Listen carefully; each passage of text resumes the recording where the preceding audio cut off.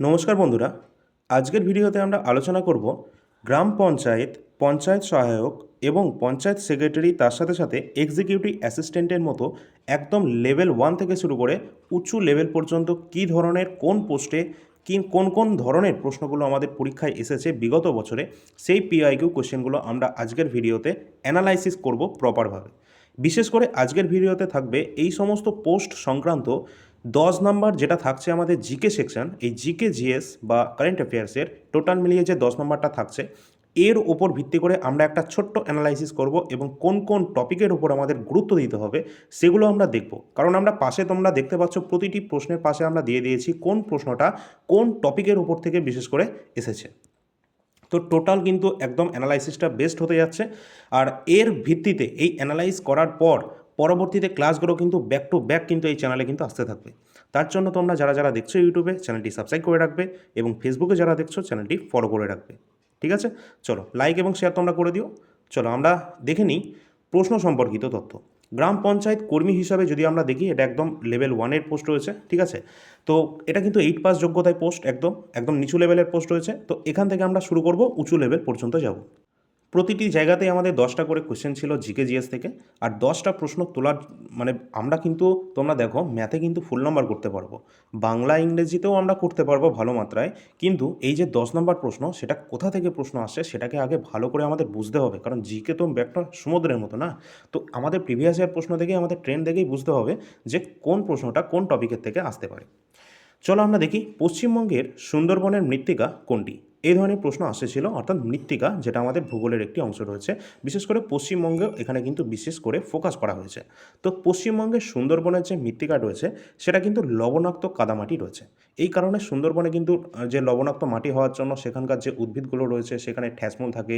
সেখানে যে উদ্ভিদ রয়েছে বা যে সমস্ত আমাদের উদ্ভিদ বা তোমরা যাই কিছু বলো না কেন, সেখানে ঠ্যাসমূল আমরা দেখতে পাই, জরায়ু জঙ্কুরোদ্গম দেখতে পাই, শ্বাসমূল আমরা দেখতে পাই। সেই সমস্ত লবণাম্ব উদ্ভিদগুলো কী কী না, সুন্দরী, গরান, গেওয়া, ঠিক আছে, এই সমস্ত যে উদ্ভিদগুলো, সেগুলো কিন্তু প্রধান বৈশিষ্ট্য হচ্ছে এই সুন্দরবনের মৃত্তিকার জন্য।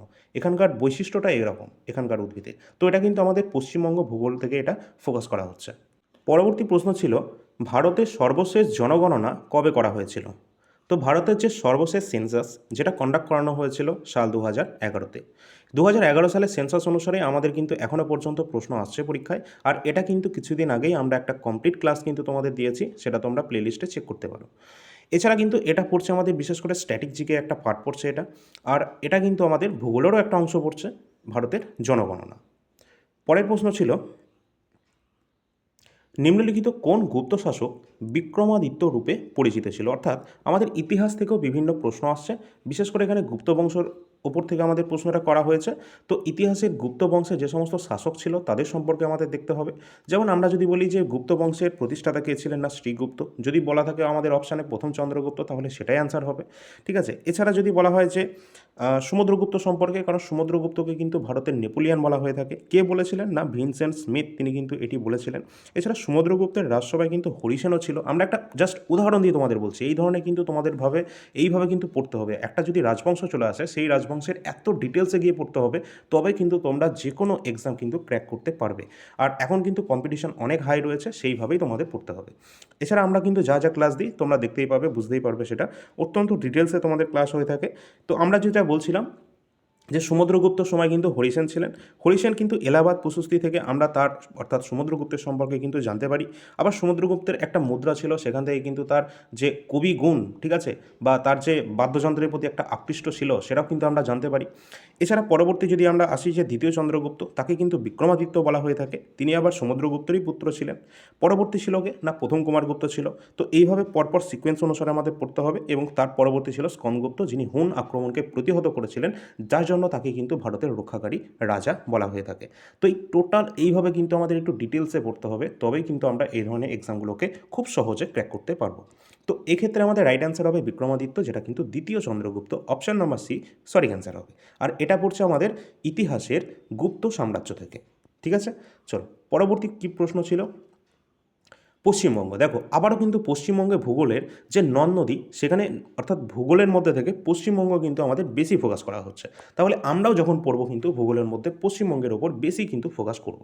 তো পশ্চিমবঙ্গের বলা হয়েছে উত্তর বাহিনীর নদী হলো কোনটি? তো আমরা জানি যে পশ্চিমবঙ্গের যে তিস্তা রয়েছে, জলঢাকা রয়েছে, রায়ডাক রয়েছে, এগুলো কিন্তু সবই উত্তরবঙ্গ অর্থাৎ আমাদের পশ্চিমবঙ্গের উত্তরবাহী নদী। এছাড়া আমরা যদি বলি পূর্ববাহিনীর নদীগুলো কোনগুলো রয়েছে, না সেগুলো দামোদর রয়েছে, আমাদের পূর্ববাহিনী আছে, ময়ূরাক্ষী আছে, রূপনারায়ণ আছে, এগুলো কিন্তু পূর্ববাহিনী নদী আছে। তার সাথে যদি বলা হয় পশ্চিম বাহিনী খুব একটা বেশি আসে না, তবে সুবর্ণরেখা ওটা দেখা যেতে পারে। এবং যদি দক্ষিণ বাহিনী যদি বলা হয় তাহলে কিন্তু আমাদের অবশ্যই ভাগীরথী হুগলি যেটা আছে, এছাড়া মাতলা নদী আছে, এগুলো কিন্তু আমাদের দক্ষিণ বাহিনী। তো এইভাবে কিন্তু আমাদের পড়তে হবে, যেখানে আমরা দেখতে পাচ্ছি ভূগোলে কিন্তু আমরা পশ্চিমবঙ্গের ওপর বেশি ফোকাস আমাদের করতে হবে। দেখো আবারও কিন্তু পশ্চিমবঙ্গের ওপর আসছে, পশ্চিমবঙ্গের রাজধানীর অবস্থান কোথায় রয়েছে। তো এটাও কিন্তু আমাদের স্ট্যাটিক জিকের একটা পার্ট পড়ছে। পশ্চিমবঙ্গের যে রাজধানী সেটা অবস্থান করছে কোথায়। আমরা জানি যে পশ্চিমবঙ্গের রাজধানী কিন্তু কলকাতা, এবং এই কলকাতাটা অবস্থান করছে না টপিক অফ ক্যান্সারের কাছে, অর্থাৎ কর্কট ক্রান্তি রেখার কাছে এটা কিন্তু অবস্থান করছে। আর এই কর্কট ক্রান্তি রেখার অবস্থানটা কত ডিগ্রি অক্ষাংশে অবস্থান করছে? এটি কিন্তু অবস্থান করছে 23.5 ডিগ্রি উত্তর অক্ষাংশে, এটি অবস্থান করছে 23.5 ডিগ্রি উত্তর অক্ষাংশে অবস্থান করছে এই কর্কট ক্রান্তি রেখা। এবং এই কর্কট ক্রান্তি রেখা ভারতের টোটাল 8টি রাজ্যের উপর দিয়ে গেছে। আর যদি পশ্চিমবঙ্গের সাপেক্ষে বলা হয়, পশ্চিমবঙ্গের মধ্যে আমাদের 5টি জেলার উপর দিয়ে গেছে এই টপিক অফ ক্যান্সার। এক্ষেত্রে আমাদের দেখতে হবে কোন কোন জেলার উপর দিয়ে গেছে। যেমন পুরুলিয়ার উপর দিয়ে গেছে, বাঁকুড়ার উপর দিয়ে গেছে, পশ্চিম বর্ধমান, পূর্ব বর্ধমান, তার সাথে আমাদের নদিয়া। তো এই টোটাল 5টি জেলার উপর দিয়ে কিন্তু টপিক অফ ক্যান্সার বা কর্কট ক্রান্তি রেখা অতিক্রম করেছে। তো আমাদের এইভাবে পড়তে হবে, যখন আমরা পড়বো আমাদের ক্লাসে তখন কিন্তু আমাদের এইভাবে ডিটেলসে প্রতিটা প্রশ্ন পড়তে হবে। তাহলে কিন্তু আমাদের একটা প্রশ্ন কিন্তু বাদ যাবে না। যদি কর্কটক্রান্তি রেখে প্রশ্ন আসে যে এর অবস্থান কোথায়, 23.5 ডিগ্রি উত্তর অক্ষাংশে, পশ্চিমবঙ্গে কটা জেলার উপর দিয়ে গেছে 5টি, ভারতের কটা রাজ্যের উপর দিয়ে গেছে 8টি, কোন নদী কর্কটক্রান্তি রেখাকে দুবার অতিক্রম করেছে, মাহি রিভার। তো এইভাবে কিন্তু আমাদের জিনিসগুলো পড়তে হবে, তবেই কিন্তু আমরা ভালো স্কোর করতে পারবো। ঠিক আছে, চলো পরের প্রশ্নে আসি। কোন নিয়মে তিনটি একই রকম এবং একটি বিজাতীয় কোনটি? আচ্ছা, এটা কিন্তু তোমাদের কোনো একটা বিশেষ টপিকের ওপর নয়, এটা সাধারণত অড ওয়ান আউটের যে সিরিজ রয়েছে আমাদের রিজনিংয়ের, সেটার ক্ষেত্রে তোমরা এটা দেখতে পাবো, বা এটা কিন্তু জিকের মধ্যে এটা ফেলে দিয়েছে আর কি।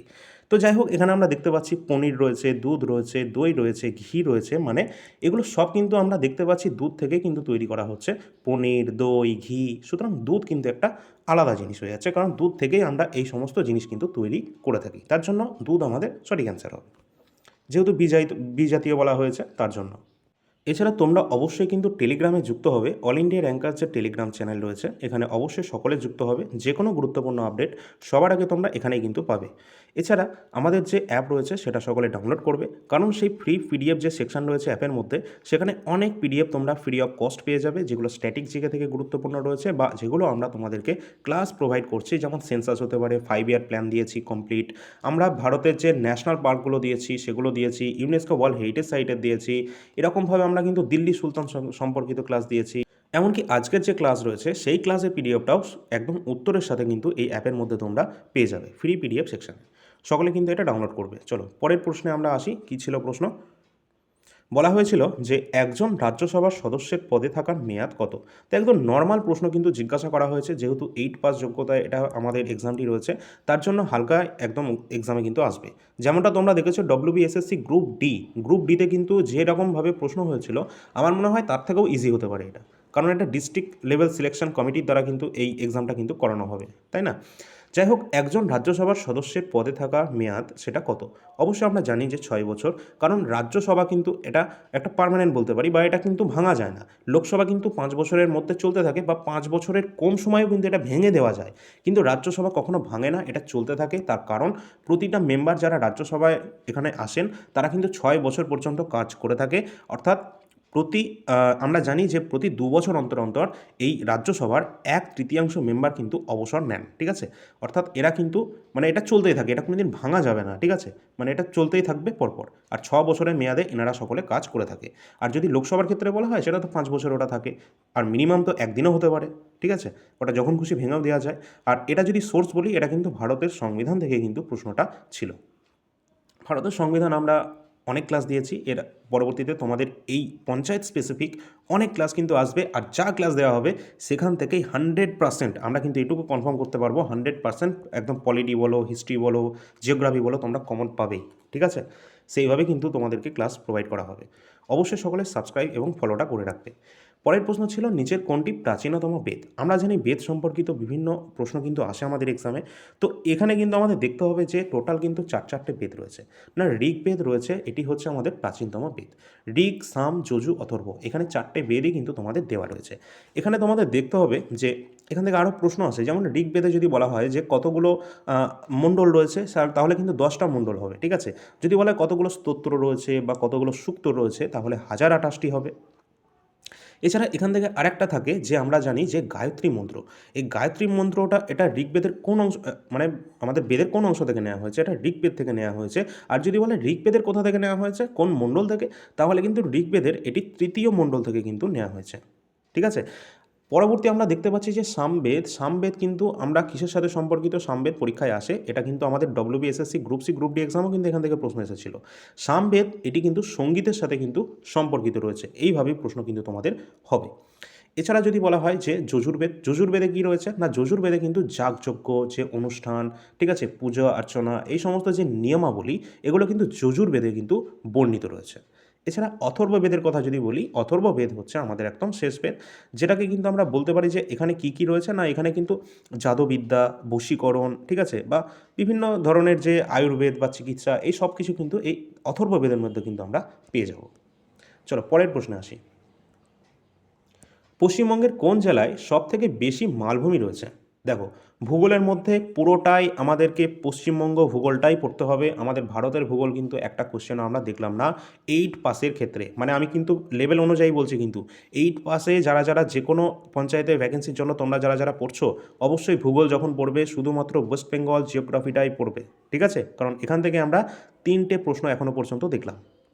ভারতও পড়তে হবে, কিন্তু বেশি গুরুত্ব থাকবে আমাদের ওয়েস্ট বেঙ্গল জিওগ্রাফি। তো কোন জেলায় সবথেকে বেশি মালভূমি রয়েছে? অবশ্যই কিন্তু সঠিক অ্যান্সার হয়ে যাবে পুরুলিয়া। পরবর্তী আর কি প্রশ্ন আছে আমরা দেখে নেব।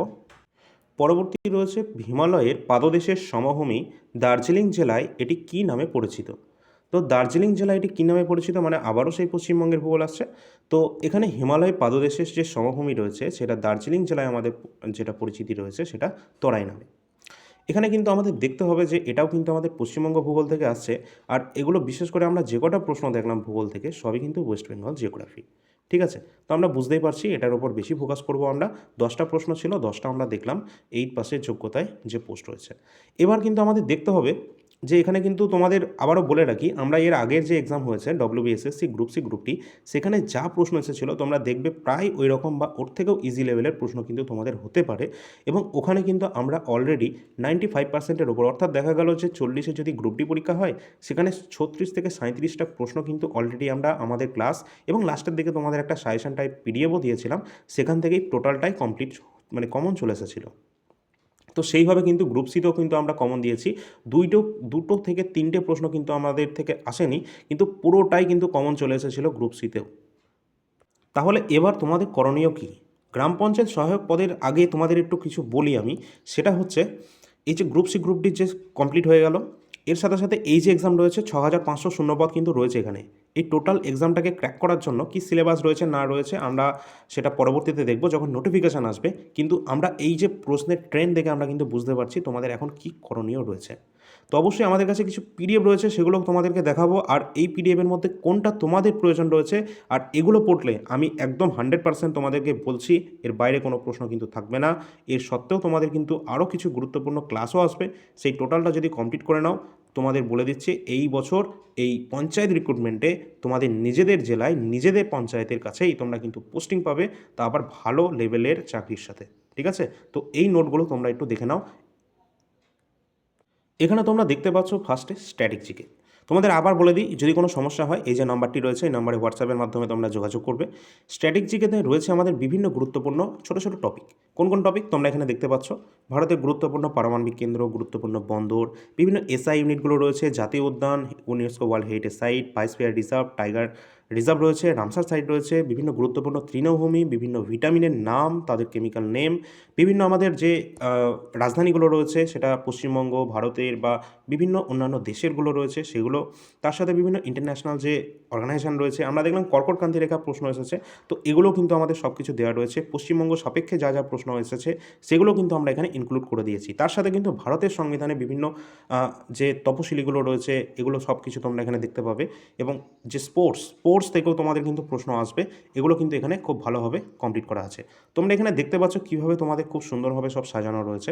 যদি তোমাদের প্রয়োজন হয়, যদি মনে করো যে আমাদের এইবার সিলেকশন নিতে হবে, তাহলে কিন্তু এই 10 নম্বরটাই তোমাদের জন্য সবথেকে বেশি রোল প্লে করবে কে সিলেকশন পাবে এবং কে পাবে না। কারণ ম্যাথ সবাই পারবে, বাংলা ইংরেজি একটু পড়লে সবাই ওটা পাস করে যাবে। কোনো রকম এখানে কিন্তু কঠিন কোশ্চেন কিন্তু হবে না। আবারও বলছি, গ্রুপ সি গ্রুপ ডি তোমরা দেখেছো একটা উদাহরণ হিসাবে, এর থেকেও ইজি লেভেলের প্রশ্ন কিন্তু তোমরা এই এক্সামে দেখতে পাবে। ঠিক আছে, তার সাথে কিন্তু এখানে তোমরা স্ট্যাটিক জিকেতে যা যা দেওয়া রয়েছে না, এগুলো সব কিন্তু তোমরা এই পঞ্চায়েত রিক্রুটমেন্টের জন্য তোমরা পড়তে পারবে।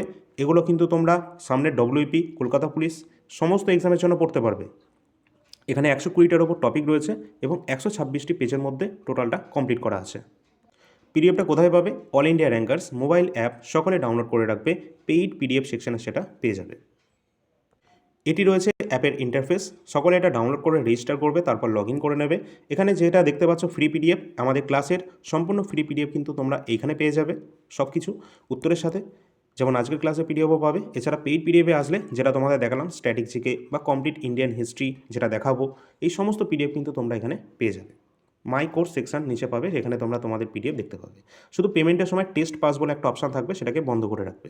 ইতিহাস থেকেও কিন্তু আমরা দেখলাম এই 10টার মধ্যে মোটামুটি 2 থেকে 3টে প্রশ্ন কিন্তু ইতিহাস থেকে থাকার সম্ভাবনা রয়েছে আবারও। সুতরাং ইতিহাসের এই 2 থেকে 3টে প্রশ্ন যদি কমন পেতে চাও, তাহলে এখানে 80টা পেজ রয়েছে। এই 80টা পেজ যতবার পারবে, পরীক্ষার এখনও পর্যন্ত নোটিফিকেশান আসেনি, তোমরা যারা যারা এটা পড়ে কমপ্লিট করে ফেলতে পারবে যত তাড়াতাড়ি, আর যত তাড়াতাড়ি বারবার এটাকে রিভিশন দেবে, তোমরা কিন্তু বাকিদের থেকে অনেকটাই এগিয়ে যাবে। আমি আবারও বলছি, ইররিলেভেন্ট অনেক কিছু আছে পড়ার জন্য, বিভিন্ন বই আছে পড়ার জন্য, কিন্তু একদম একদম তোমাদের কি বলবো, এক্সাম স্পেসিফিক যদি পড়তে হয় তাহলে এই পিডিএফটা তোমাদের জন্য। এখানে ফালতু কোনো তথ্য নেই, যা আছে পরীক্ষায় আসা প্রশ্ন। আমরা এর আগে যে ডব্লিউপি হয়েছিল, পিএসসির অন্যান্য এক্সাম হয়েছিল, সেখানকার যে প্রশ্নপত্র ছিল সেগুলোকে দেখে বাছাই করে এখানে সেই সমস্ত তথ্য আমরা দিয়েছি, যেগুলো কিন্তু একদম কমপ্লিট। ঠিক আছে, এই পিডিএফটা 80টা পেজের মধ্যে তোমরা বুঝতেই পারবে প্রপার একটা সিকোয়েন্স অনুসারে কিন্তু চলছে। প্রাচীন ভারত, মধ্য ভারত, আধুনিক ভারত, ইন্ডিয়ান ন্যাশনাল কংগ্রেস খুব সুন্দরভাবে এখানে দেওয়া রয়েছে, যেখান থেকে প্রশ্ন আসবেই। আর এটা আমরা তোমাদের ক্লাসও দিয়েছি। তো এই টোটালটা যদি তোমরা কমপ্লিট করো এবং শেষের দিকে এই ওয়ান শট টাইপের কিছু প্রশ্ন উত্তর রয়েছে, এগুলো যদি তোমরা বারবার রিভিশন করতে থাকো, তাহলে কিন্তু ইতিহাসে 2 থেকে 3 নাম্বার, এই 10টা নাম্বারের মধ্যে এটা কিন্তু ফিক্সড তোমরা কিন্তু পাবেই। এছাড়া তোমাদের অনেকের সমস্যা হতে পারে ভারতের সংবিধান থেকে। ভারতের সংবিধান থেকে তোমরা ধরে নিতে পারো 2টো প্রশ্ন আসবেই। তো 2টো প্রশ্ন যদি ভারতের সংবিধান থেকে থাকে, এগুলো কোন জায়গা থেকে থাকবে? এই যে পিডিএফটা রয়েছে 81টা, এই 81টা পেজও তোমাদের পড়তে হবে না। যদি বলি 8 পাসের যোগ্যতার ক্ষেত্রে, এটার যদি তোমরা 40টা, প্রথম 40টা পেজও পড়ে নাও কিংবা শেষের 40টা পেজও পড়ে নাও, তাহলেও কিন্তু তোমরা এই এক্সামটা পাস করে যাবে। আর যদি 80টা পেজ পড়ে নাও, এই পঞ্চায়েত লেভেলের যে কটা পোস্ট রয়েছে সমস্ত পোস্টে এই কনস্টিটিউশন থেকে যা প্রশ্ন আসবে এই পিডিএফ থেকে আসবে, শুধু পরীক্ষার পর তোমরা মিলিয়ে নেবে। তোমরা চাইলে এখনও মিলিয়ে নিতে পারো, এখানে যা প্রশ্ন এসেছে, গ্রুপ সি গ্রুপ ডিতে যা প্রশ্ন এসেছিল, সমস্ত প্রশ্নের উত্তর তোমরা এই পিডিএফে পাবে। ঠিক আছে, ডেমো পিডিএফ থেকে শুরু করে যাবতীয় সমস্ত ডিটেলস অ্যাপের মধ্যে দেওয়া রয়েছে। তোমরা সেই অ্যাপে ভিজিট করো, সেখানে সমস্ত তথ্য তোমরা পেয়ে যাবে। তো চলো, এটা কিন্তু আমাদের দেখানোর দরকার ছিল, কারণ তোমাদের যারা প্রস্তুতি নিচ্ছ এই পঞ্চায়েতের জন্য, তোমাদের বেশি কিচ্ছু কিন্তু পড়ার দরকার হবে না। এই 10 নম্বরের জন্য তোমাদের যেটুকু পিডিএফ দেওয়া হয়েছে, এটুকু যদি তোমরা কমপ্লিট করতে পারো, এর বাইরে কিন্তু কোনো প্রশ্ন কিন্তু থাকবে না। চলো এবার আমরা দেখব গ্রাম পঞ্চায়েত সহায়ক পদের জন্য কী কী প্রশ্ন এসেছিল প্রিভিয়াস ইয়ার্সে। টোটো উপজাতি, এটা একটি আদিম ট্রাইব রয়েছে, একটা সম্প্রদায়, যা কোন রাজ্যে পাওয়া যায় বিশেষত?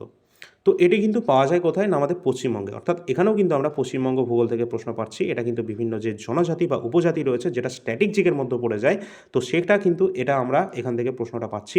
বিভিন্ন উপজাতিগুলো আমাদেরকে পড়তে হবে। টোটো উপজাতি পশ্চিমবঙ্গে। পরের প্রশ্ন রয়েছে, শিক্ষার অধিকার আইন রাইট টু এডুকেশন অ্যাক্ট অনুযায়ী কোনো শিশুকে একটি নির্দিষ্ট শ্রেণীতে ভর্তি করার ক্ষেত্রে ভিত্তি কী হওয়া উচিত বলে প্রস্তাব করা হয়েছে? তো তো এক্ষেত্রে কিন্তু রাইট টু এডুকেশন অ্যাক্ট আমাদের জানতে হবে। রাইট টু এডুকেশন অ্যাক্ট যেটা কিন্তু শিশুদের বয়স কিন্তু এখানে নির্ধারিত হয়েছিল, কারণ শিশুদের বয়স এখানে আমাদের রাইট অ্যান্সার হবে। এটা কিন্তু একটা কনসেপ্ট ওয়াইজ কোয়েশ্চেনটা করা হয়েছিল ভারতের সংবিধান থেকে, কারণ এই যে রাইট টু এডুকেশন যেটা কিন্তু আমরা 2002 সালে 86 নম্বর অ্যামেন্ডমেন্ট অ্যাক্টের মাধ্যমে এটাকে কিন্তু যুক্ত করা হয়েছিল। কত নম্বর আর্টিকেলে যুক্ত করা হয়েছিল? সংবিধানের যে মৌলিক অধিকার হিসাবে এটাকে 21 নাম্বার আর্টিকেলে কিন্তু এটা যুক্ত করা হয়, যেখানে 6 থেকে 14 বছর বয়সী যে সমস্ত শিশুরা রয়েছে তাদেরকে কিন্তু বিনামূল্যে এবং বাধ্যতামূলক যে শিক্ষা সেটাকে কিন্তু প্রদান করার কথা কিন্তু এখানে বলা হয়েছিল। তো এটা কিন্তু অত্যন্ত গুরুত্বপূর্ণ, আর এই রাইট টু এডুকেশন থেকেও কিন্তু আমরা একটা প্রশ্ন গ্রুপ সি গ্রুপ ডিতেও পেয়েছিলাম। চলো পরের প্রশ্নে আসি। 21 জুন 2018 তারিখে উদযাপিত চতুর্থ আন্তর্জাতিক যোগ দিবসের যে মূল ভাবনা বা থিম সেটা কী ছিল? তাহলে আমাদের কারেন্ট অ্যাফেয়ার্স থেকেও প্রশ্ন একটা আমরা পেলাম। তো 2018 সেটা তখনকার কারেন্ট অ্যাফেয়ার্স হিসাবে এখানে আন্তর্জাতিক যোগ দিবসের যে থিম, আমরা ইন্টারন্যাশনাল যোগা ডে কবে পালন করি? না 21 জুন কিন্তু এটি আমরা পালন করে থাকি। আর সেই 2018 সালের এটা থিম ছিল যোগা ফর পিস, শান্তির জন্য যোগ। তো এটা কিন্তু আমাদের সেই সময়কার থিম ছিল, এটা সেই সময়কার কারেন্ট অ্যাফেয়ার্সের কোয়েশ্চেন ছিল। পরের প্রশ্ন, শিশু আলোয় নিচের কোনটির সাথে সম্পর্কিত? তো এটি কিন্তু আইসিডিএসের সাথে সম্পর্কিত রয়েছে। তো এটি কিন্তু আমাদের দেখতে হবে, বিভিন্ন গুরুত্বপূর্ণ প্রজেক্টগুলো কিন্তু আমাদের দেখতে হবে। এটা থেকে আমাদের মাথায় আসলো যেটা পশ্চিমবঙ্গের সম্পর্কিত যে প্রজেক্ট বা প্রকল্প। এবার তোমাদের মাথায় আসতে পারে এখন তো সরকার পরিবর্তন হয়েছে, তাহলে আগের সরকারের যে সমস্ত প্রজেক্ট সেগুলো কি আমাদের কোনোরকমভাবে পড়া উচিত? হ্যাঁ, সেগুলো পড়া উচিত, কিন্তু সেগুলোর মনে হয় না যতটা পরীক্ষায় কিন্তু দেবে বলে মনে হয় না, ঠিক আছে? তো এখন যদি আমাদের বিভিন্ন প্রজেক্ট থেকে প্রশ্ন আসে, তাহলে সেন্ট্রাল লেভেলে যে সমস্ত প্রজেক্টগুলো বর্তমানে চলছে, ঠিক আছে, সেইগুলোর ওপর বিশেষ করে আমাদের আলোকপাত কিন্তু করতে হবে। আর এই যে টপিকটা, এটা কিন্তু গুরুত্বপূর্ণ টপিক। তো এই টপিকটা ছাড়া যাবে না। এই প্রকল্প থেকে একটা ক্লাস কিন্তু আমরা খুব শীঘ্রই কিন্তু তোমাদেরকে দিয়ে দেবো। এই চ্যানেলেই তোমরা পাবে, চ্যানেলটি ফলো করে রাখবে এবং সাবস্ক্রাইব করে রাখবে।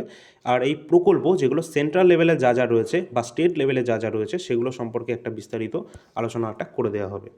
পরের প্রশ্ন রয়েছে, পৃথিবীর বায়ুমণ্ডলের অনুপস্থিতিতে আকাশকে কেমন দেখায়? এটা কিন্তু ডব্লিউবিতেও এর আগে কিন্তু প্রশ্নটা এসেছিল। তো পৃথিবীর যে বায়ুমণ্ডল রয়েছে সেটা যদি আমরা মহাকাশ থেকে বা মহাশূন্য থেকে দেখি, সেটাকে কিন্তু আমরা কালো রঙের কিন্তু দেখব, নীল কিন্তু নয়, ঠিক আছে? নীল কিন্তু নয়, এটাকে আমরা কালো রঙের কিন্তু দেখব। তো এটা কিন্তু ভূগোল থেকেই কোশ্চেনটা পাচ্ছি। পরবর্তী আমরা দেখব সিঙ্গালীলা জাতীয় উদ্যান, এটি পশ্চিমবঙ্গের কোন জেলায় অবস্থান করছে? তো সিঙ্গালীলা জাতীয় উদ্যান, তো জাতীয় উদ্যান থেকে তোমাদের একদম লাস্ট কিছুদিন আগেই, অর্থাৎ কালকেই মনে হয় তোমাদেরকে ক্লাসটা দিয়েছিলাম, গতকাল। তো অবশ্যই ক্লাসটা সকলে দেখে নেবে। জাতীয় উদ্যান, এই জাতীয় উদ্যান যদি তোমরা দেখে নাও, এখান থেকে একটা প্রশ্ন কিন্তু কমন তোমরা পেয়ে যাবে 100%। এটা একদম, যদি জাতীয় উদ্যান থেকে প্রশ্ন কোনো প্রশ্ন আসুক, এখান থেকে একটা প্রশ্ন কমন তোমরা পাবেই, মানে এর বাইরে কোনো কোশ্চেন হবে না, যা তোমাদের তথ্য কিন্তু দেওয়া হয়েছে। আর এর ফ্রি পিডিএফ অলরেডি আমাদের অ্যাপে কিন্তু তোমরা পাবে। তো সিঙ্গালীলা জাতীয় উদ্যান, এটা আমরা বুঝতেই পারছি এটা আমাদের দার্জিলিংয়ে অবস্থান করছে। অপশান নাম্বার এ এটা সঠিক অ্যান্সার হয়ে যাবে, এটা স্ট্র্যাটেজিকের মধ্যে পড়ছে। নেক্সট রয়েছে, ওজোন স্তর ক্ষয় মূলত কোনটির কারণে ঘটে যায়? তো ওজোন স্তর বা ওজোন হোল এটা হয় মূলত কোন কারণে? না ক্লোরোফ্লোরোকার্বন সিএফসির কারণে কিন্তু হয়। শুধু কি সিএফসির অভাবে হয়, মানে এর জন্যই হয়? না, সিএফসি ছাড়াও কিন্তু এখানে এন টুও রয়েছে, এন টুও বা এনও টু, এগুলোর কারণেই কিন্তু হয়ে থাকে, ঠিক আছে? তো এখানে কার্বন ডাইঅক্সাইডও কিন্তু রোল প্লে করে। যাই হোক, এখানে কিন্তু আমাদের ওজোন স্তর ক্ষয়ের জন্য মূল কারণ যদি বলা হয়, অপশান যেহেতু রয়েছে সিএফসি, তো এটি কিন্তু আমাদের সঠিক অ্যান্সার হয়ে যাবে। পরের প্রশ্ন রয়েছে, 65তম জাতীয় চলচ্চিত্র পুরস্কার। তাহলে দেখো এখানে কিন্তু কারেন্ট অ্যাফেয়ার্স থেকে আমরা দুটো প্রশ্ন পেলাম, সুতরাং কারেন্ট অ্যাফেয়ার্সটাও কিন্তু আমাদের কিন্তু সমানভাবে দেখতে হবে। দুটো প্রশ্ন ইতিমধ্যে আমরা কারেন্ট অ্যাফেয়ার্স থেকে দেখছি। 65তম জাতীয় চলচ্চিত্র পুরস্কারের শ্রেষ্ঠ অভিনেত্রীর জাতীয় পুরস্কার দেওয়া হয়েছিল কাকে? সেই সময় শ্রীদেবী তিনি কিন্তু পেয়েছিলেন। তাহলে কিন্তু আমরা জানি যে 2026-এও কিন্তু 71তম জাতীয় চলচ্চিত্র পুরস্কার সেটা কিন্তু অলরেডি ঘোষণা কিন্তু হয়েছে। আর এখানে যদি আমরা বলি যে শ্রেষ্ঠ অভিনেত্রী হিসাবে কে পেয়েছেন, না রানী মুখার্জি তিনি কিন্তু শ্রেষ্ঠ অভিনেত্রী হিসাবে এখানে কিন্তু এই পুরস্কারটি পেয়েছেন। যদি বলা হয় শ্রেষ্ঠ অভিনেতা হিসাবে কে পেয়েছেন, শ্রেষ্ঠ অভিনেতা হিসাবে কিন্তু পেয়েছেন কে? না শাহরুখ খান। এখানে দুজন কিন্তু পেয়েছেন, একজন রয়েছে শাহরুখ খান জওয়ান মুভিতে, আরও একজন পেয়েছেন সেটা হচ্ছে বিক্রান্ত মেসি 12 ফেলে, এবং শ্রেষ্ঠ চলচ্চিত্র কিন্তু 12 ফেলই কিন্তু ছিল। তো তো এগুলো কিন্তু অবশ্যই তোমাদের পড়তে হবে। আমরা কারেন্ট অ্যাফেয়ার্স খুব ভালোভাবে কিন্তু কভার করি, সেটা কিন্তু তোমরা ভালো করেই জানো যারা রেগুলার ক্লাস দেখো। এখনও যে মান্থলি কারেন্ট অ্যাফেয়ার্স বা তোমাদের জন্য আমরা স্পেশালভাবে এই বছরের বা এখান থেকে গুরুত্বপূর্ণ যা যা কারেন্ট অ্যাফেয়ার্স আসতে পারে তোমাদের এক্সামে, সেই সম্পর্কিত কারেন্ট অ্যাফেয়ার্সের সিরিজ একটা খুব শীঘ্রই স্টার্ট করে দেবো, সেটা কিন্তু এই চ্যানেলেই তোমরা জানতে পারবে। চলো পরের প্রশ্ন দেখি। পশ্চিমবঙ্গের সর্বোচ্চ শৃঙ্গর নিচের কোন পর্বত শ্রেণীর অন্তর্গত রয়েছে?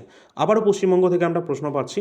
তো সিঙ্গালীলা শ্রেণী যেটা রয়েছে এটা কিন্তু আমাদের অবস্থান করছে পশ্চিমবঙ্গের সর্বোচ্চ শৃঙ্গ, তো এটা কিন্তু আমাদের পশ্চিমবঙ্গের পর্বতশ্রেণীর অন্তর্গত হচ্ছে সিঙ্গালীলা। যেটা সান্দাকফু যেটা রয়েছে এটা কিন্তু আমাদের এই পর্বতশ্রেণীতেই পড়ছে। পরের প্রশ্ন রয়েছে, এটা কিন্তু স্ট্র্যাটেজিকের মধ্যেও পড়ছে। দেশবন্ধু কার উপাধি ছিল? তো এটা কিন্তু অলরেডি আমাদের স্ট্র্যাটেজিকের মধ্যে আমরা দিয়েছি, এবং ভারতের ইতিহাসের যে পিডিএফ তোমরা দেখলে একটু আগে, তো সেটার মধ্যে আমরা সব দিয়ে দিয়েছি। দেশবন্ধু কার উপাধি ছিল? না CR দাস, যার উপাধি ছিল কি দেশবন্ধু, চিত্তরঞ্জন দাসের।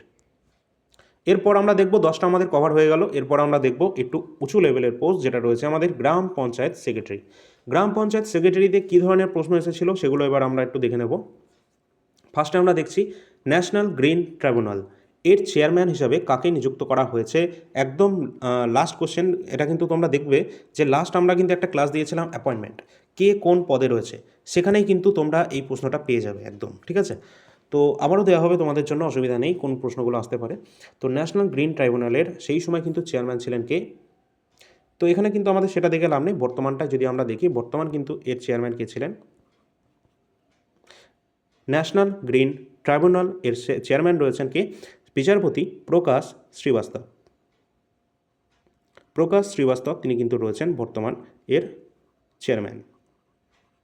এখানে কিন্তু আমাদের দেখতে হবে এই যে আমাদের ন্যাশনাল গ্রিন ট্রাইব্যুনাল, এটা কত সালে এটা প্রতিষ্ঠিত হয়েছে? না এটা কিন্তু 2010 সালে কিন্তু এটা প্রতিষ্ঠা করা হয়েছিল। চলো পরের প্রশ্নে আসি। পরবর্তী রয়েছে ভারতের প্রথম নোবেল পুরস্কার বিজয়ী কে ছিলেন? তো নোবেল পুরস্কার বিজয়ী ভারতের প্রথম কে ছিলেন? আমরা জানি যে রবীন্দ্রনাথ ঠাকুর। তিনি ভারতের শুধু নয়, এশিয়ার প্রথম কিন্তু নোবেল পুরস্কার পেয়েছিলেন সাহিত্যে। 1913-তে সাহিত্যে গীতাঞ্জলিতে তিনি কিন্তু নোবেল পুরস্কার পান।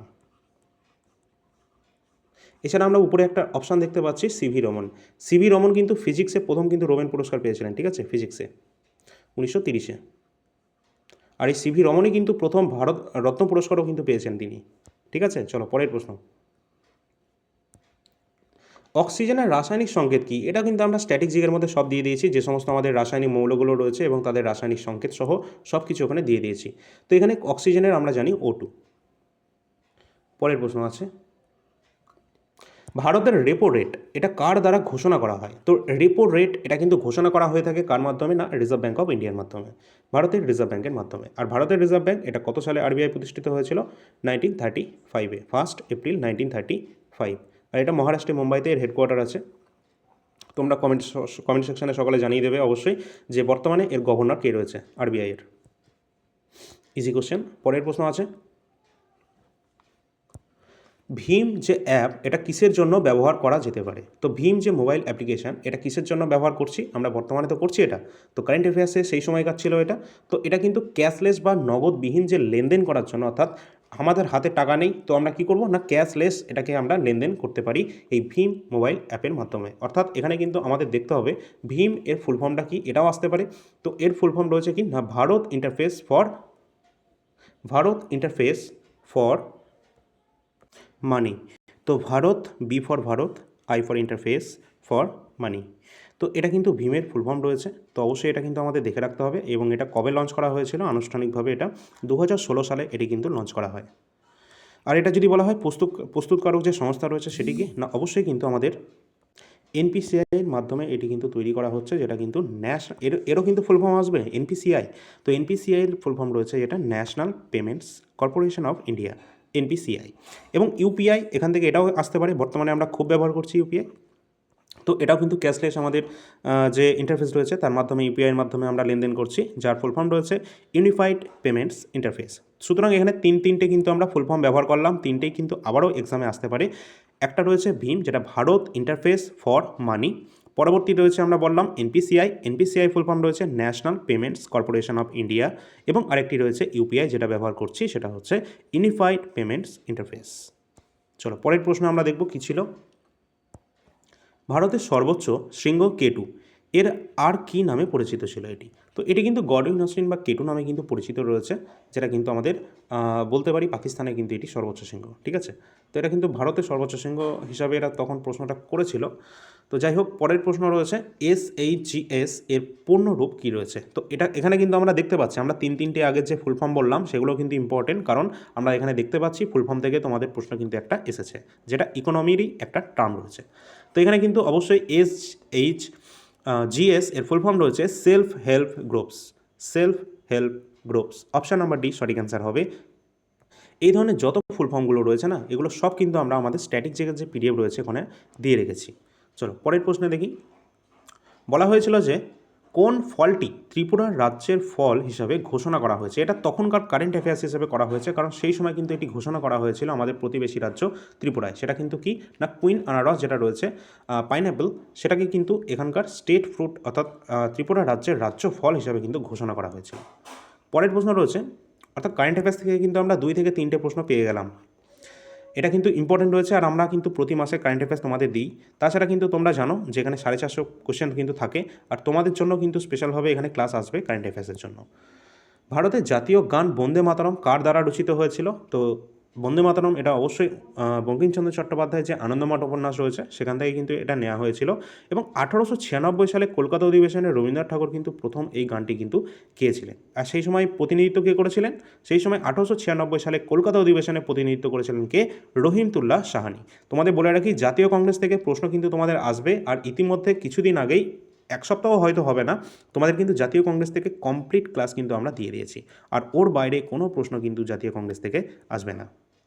চলো পরের প্রশ্নে আসি। কোন নদীকে বাংলার দুঃখ, সর অফ বেঙ্গল বলা হয়? তো বাংলার দুঃখ কাকে বলা হয়? দামোদরকে। দামোদর বাংলার দুঃখ। তিস্তা ত্রাসের নদী, ঠিক আছে। আর বিহারের দুঃখ রয়েছে কোশি। এগুলো আমাদের দেখতে হবে। নেক্সট আমরা এবার দেখে নেব যে গ্রাম পঞ্চায়েত এক্সিকিউটিভ অ্যাসিস্ট্যান্ট, এটা একটু উঁচু লেভেলের পোস্ট রয়েছে, এখানে কোন কোন প্রশ্নগুলো এসেছিল? আমরা কিন্তু লেভেল অনুযায়ী প্রতিটা প্রশ্ন উত্তর দেখছি কিন্তু। তো এখানে কিন্তু আমরা প্রশ্ন দেখতে পাচ্ছি, পুলিৎজার পুরস্কার কোন ক্ষেত্রে দেওয়া হয়? আমরা সকলেই জানি যে সাংবাদিকতায় কিন্তু, অর্থাৎ সাংবাদিকতা এবং সাহিত্যের ক্ষেত্রেও কিন্তু দেওয়া হয়ে থাকে পুলিৎজার পুরস্কার। অপশান অনুযায়ী অপশান নাম্বার বি সঠিক অ্যান্সার হবে, আর এটা স্ট্যাটিক জিকে যে PDF রয়েছে এর মধ্যে সব দেওয়া রয়েছে। পরের প্রশ্ন আমরা দেখব যে 2018 সালের বিশ্ব সংস্কৃত সম্মেলন, এটাও কিন্তু কারেন্ট অ্যাফেয়ার্স থেকে আমরা পাচ্ছি যে ওয়ার্ল্ড সংস্কৃত কনফারেন্স, এটি কোথায় অনুষ্ঠিত হয়েছে? যেহেতু এটা একটু উঁচু লেভেলের পোস্ট রয়েছে, সেই ধরনের ভালো প্রশ্ন কিন্তু এখানে হচ্ছে। তো কানাডায় কিন্তু সেটাই হয়েছিল সেই সময়ের কারেন্ট অ্যাফেয়ার্স কোশ্চেন। পরের প্রশ্ন রয়েছে শিক্ষার অধিকার আইন। দেখো, শিক্ষার অধিকার আইন থেকে আমরা আবারও প্রশ্ন পাচ্ছি। রাইট টু এডুকেশন অ্যাক্ট, এটা কোন বছরে প্রণীত হয়েছিল? 2009 সালে এটি কিন্তু প্রণীত হয়েছিল শিক্ষার অধিকার আইন, যেটা সংবিধানের মৌলিক অধিকার রয়েছে 21 এতে, এবং এটি কিন্তু 86 নম্বর অ্যামেন্ডমেন্ট অ্যাক্ট 2002 সালে এটিকে কিন্তু যুক্ত করা হয়েছে। আর 6 থেকে 14 বছর বয়সী যে সমস্ত শিশু রয়েছে তাদেরকে কিন্তু এর আওতায় রাখা হয়েছে। পরের প্রশ্ন রয়েছে আমাদের ইতিহাস থেকে। দেখো, সিধু এবং কানহু এনারা কোন বিদ্রোহের সাথে যুক্ত রয়েছে? সকলেই জানি এটা সাঁওতাল বিদ্রোহের সাথে যুক্ত রয়েছে। 1855 সালে যে সাঁওতাল বিদ্রোহ হয়েছিল তার সাথে যুক্ত রয়েছেন সিধু কানহু। পরের প্রশ্ন ছিল PV সিন্ধু কোন খেলার সাথে সম্পর্কিত? অর্থাৎ আমাদের যে স্পোর্টস পার্সন রয়েছে সেই সম্পর্কিত একটা ক্লাস তোমাদের ইতিমধ্যে আমরা দিয়ে রেখেছি অলরেডি, এবং স্ট্যাটিক জিকের PDFও এটা খুব ভালোভাবে কিন্তু আমরা দিয়েছি তোমাদেরকে। যে ক্লাসটা দিয়েছি, ক্লাসটা দেখলে তোমরা দেখতে পাবে বিভিন্ন খেলার সাথে যুক্ত ব্যক্তি এবং তাদের অটোবায়োগ্রাফি বা বিভিন্ন ফেমাস বুক, এগুলো কিন্তু আমরা দিয়ে রেখেছি। তো PV সিন্ধু তিনি কিন্তু ব্যাডমিন্টনের সাথে সম্পর্কিত রয়েছেন। পরবর্তী প্রশ্ন দেখব,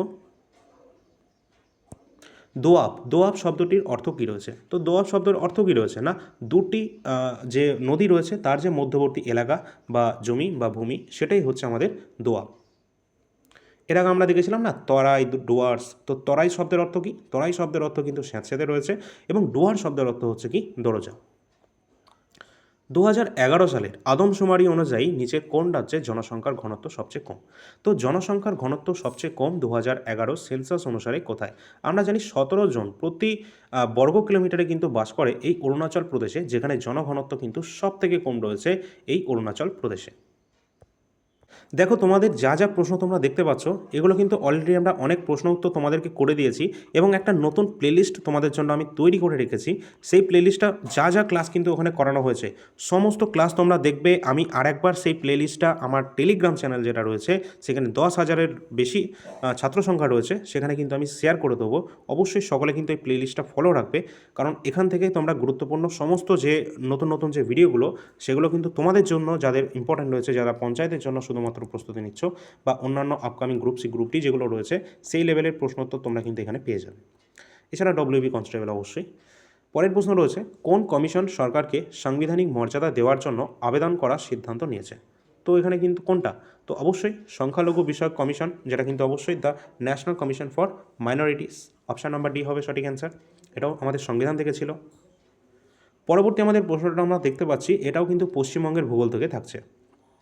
তো ওয়েস্ট বেঙ্গল জিওগ্রাফি অত্যন্ত গুরুত্বপূর্ণ। সেখানকার জলবায়ু থেকে বলা হয়েছে কোন ধরনের জলবায়ু অনুভব করে আমাদের ওয়েস্ট বেঙ্গল। অবশ্যই আমাদের ওয়েস্ট বেঙ্গল কিন্তু একটি ক্রান্তীয় মৌসুমী জলবায়ু অঞ্চলে অন্তর্গত পড়ছে।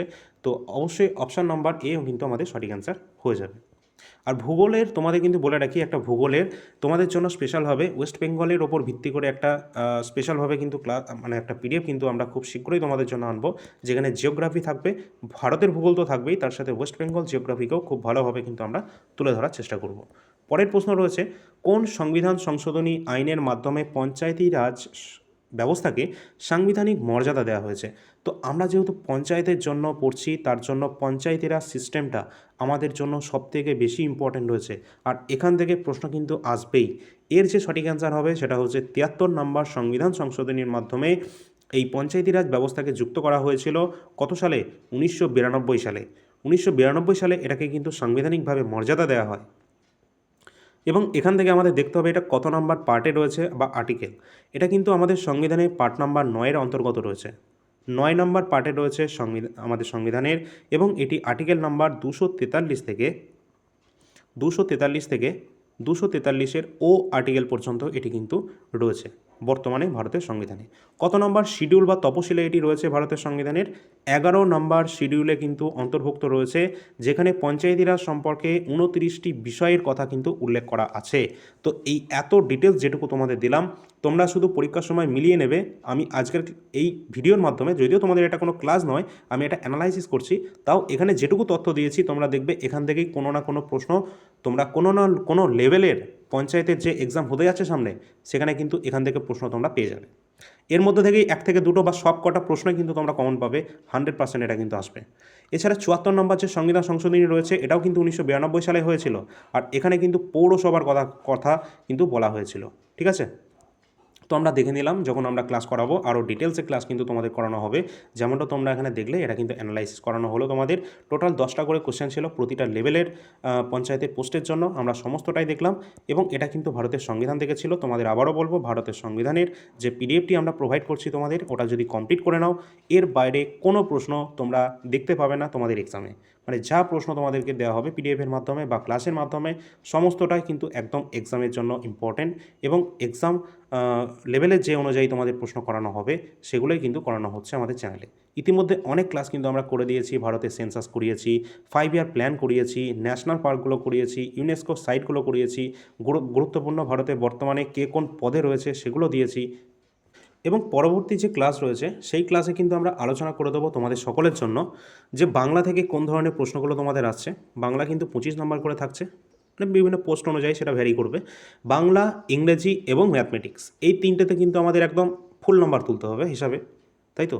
আর জিকে সেকশন 10 নম্বর, সেটা তো তোমাদের বললাম। যে কটা পিডিএফ তোমাদের ইতিমধ্যে দিয়েছি সেগুলো তাড়াতাড়ি কমপ্লিট করে নাও। এর পরবর্তীকালে তোমাদের সাজেশন টাইপের কিছু প্রশ্ন উত্তর দেওয়া হবে, সেগুলো যদি কমপ্লিট করে ফেলতে পারো তো এই 10-এ 10 তো অবশ্যই কনফার্ম হবে।